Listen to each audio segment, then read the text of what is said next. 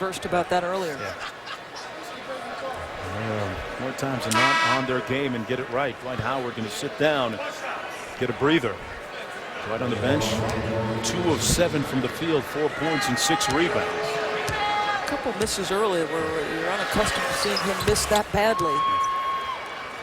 Nelson knocks down the free throw, a 76% foul shooter. Orlando back within 1. If you're just joining us, the Magic shorthanded even more than they were in the previous game. Ryan Anderson still out with that ankle sprain, and Hedo Turkoglu going to miss about 3 weeks with a broken bone in his face. See what I mean, though, about Hawes's ability to function as a facilitator? How about that pass? That pass, Aaron intended for Richardson. And the Magic turn it over.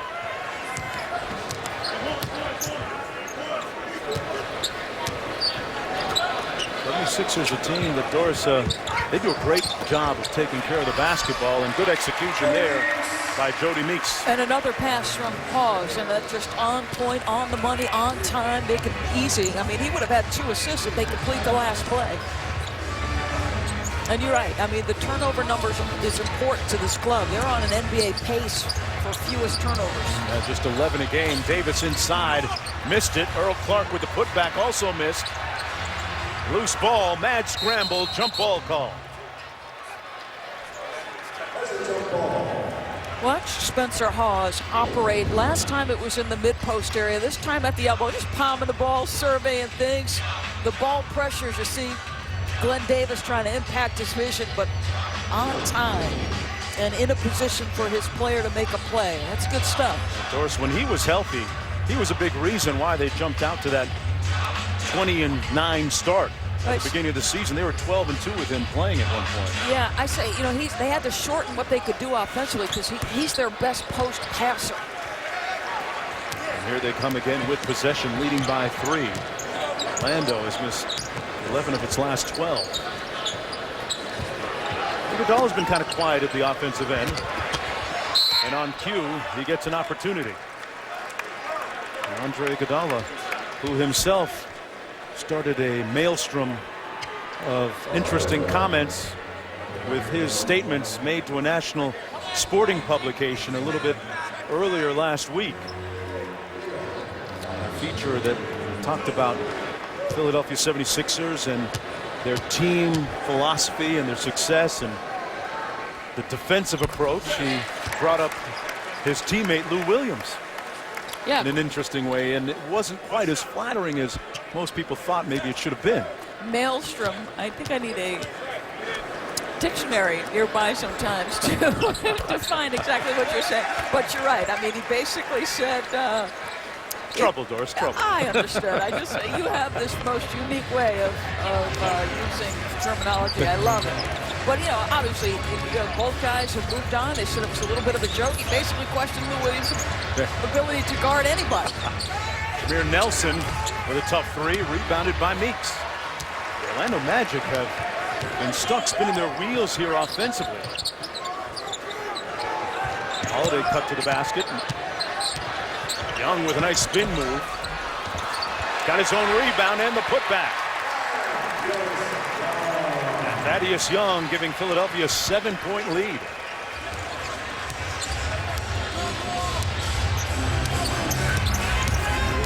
Here's Nelson probing that defense. Dwight Howard getting set to check back in for the Magic. 5 on the shot clock for Jason Richardson. Boy, they are really disconcerted right now and couldn't get bailed out by Jameer Nelson. Well, that's a guy with size normally. That's Hedo Turkoglu, who even with this team would be able to survey the floor because he's just got such good size with the ball in his hands. A little more difficult for Jay Rich. Loose ball and a turnover by the 76ers.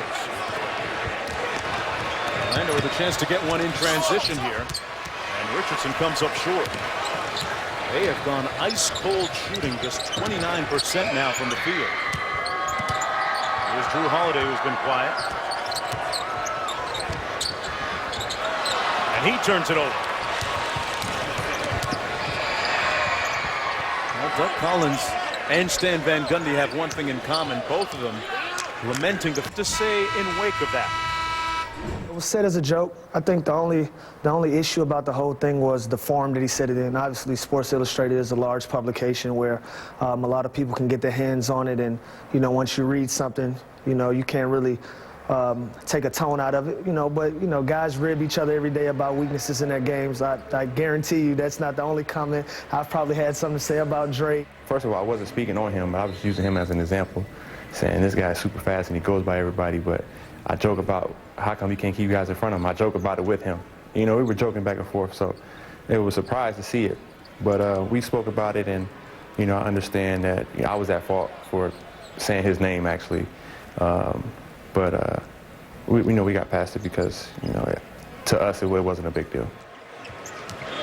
Well, Doris, in comparison to what Orlando's going through, that's mild. that really doesn't register, does it? I would say that exercise and judgment would be lacking across the NBA at times this season. You could cite many examples.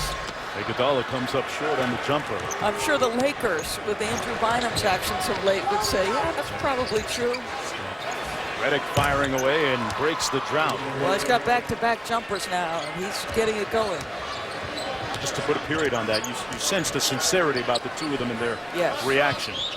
And sometimes words alone on paper can be quite cold. They don't include smiles or chuckles.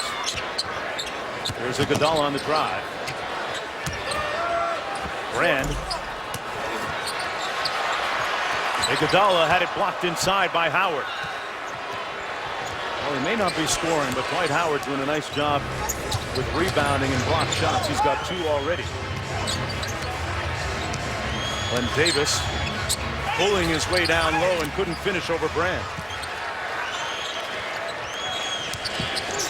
Points tough to come by for the Orlando Magic. House kicks it back out to Holiday. Wild shot off balance.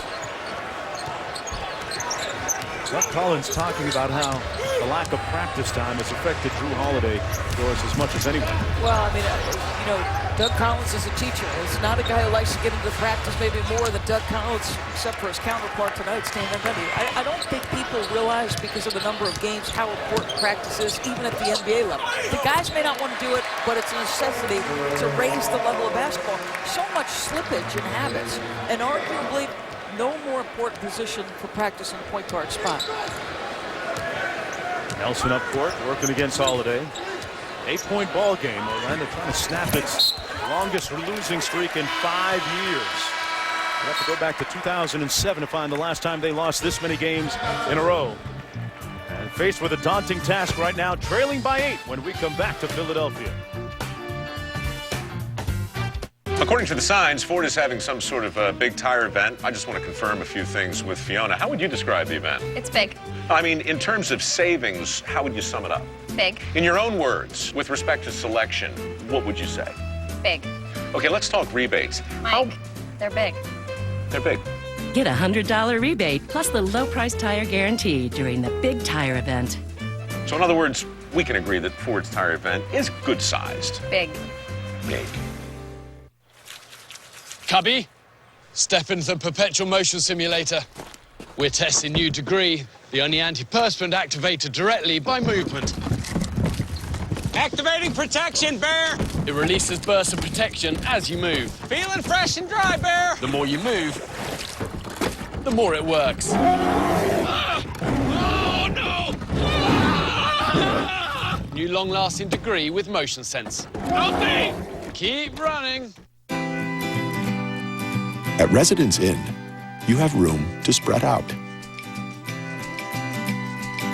Room to play. Room to chill.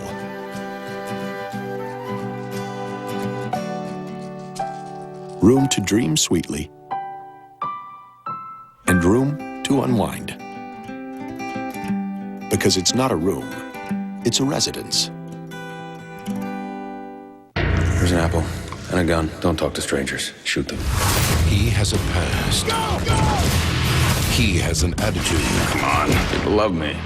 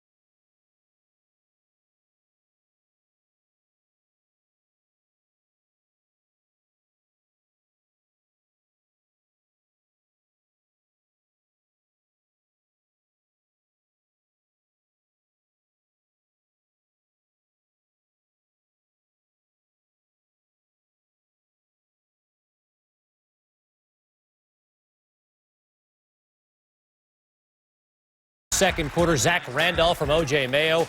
Memphis won in Miami last night. They're beating the world champions tonight.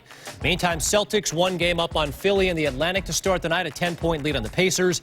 And the Hawks up 8 at the half on the Bobcats. Mark? All right, Kevin. Hey, Monday, ESPN2 has the NBA on a special night and time at 9 Eastern. Steve Nash and the Suns meet Kevin Love and the Timberwolves in a matchup with two teams fighting for a playoff spot. The NBA on ESPN2, ESPN3, and also live on WatchESPN.com and the Watch ESPN app Monday night.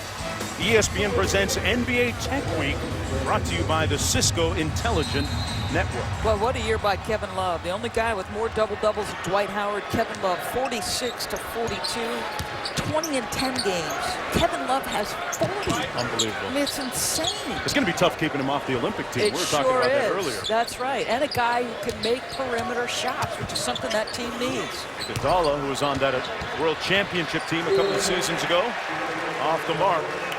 Philadelphia basketball, and here's Coach Collins, wired for sound. Guys, we got 10 assists. That means that ball is moving.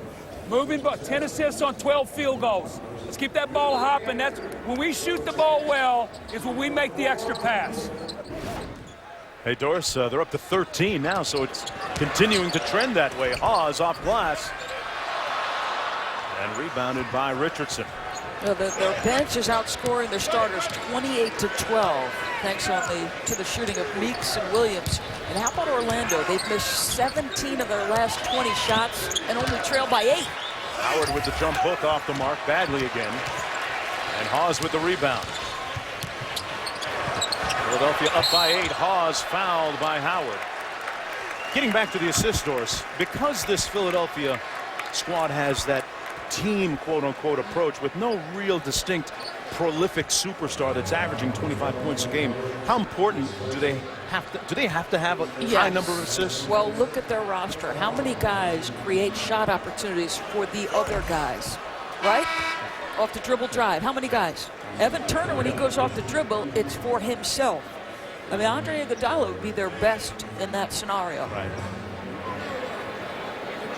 Nelson summing out of the ball game and Duhan back in. And folks, don't forget, coming up at the half, it's the Toyota halftime show. Boston Celtics facing the surging Pacers in the Eastern Conference, and a fabulous Phil Mickelson at the Masters. Moving day, and Phil moved in a big way.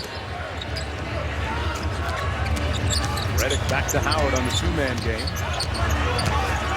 Howard, good position inside and fouled by Spencer Hawes. And Dwight Howard will go to the free throw line. That's the first personal foul against Hawes. First in the last 2 minutes for the 76ers. Well, Dwight Howard, a 49% free throw shooter on the season, and disappointing in that's actually a decrease from last year.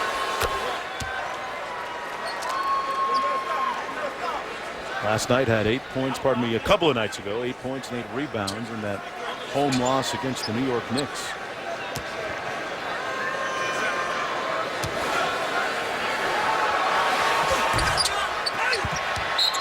It was 1 for 2. And it remains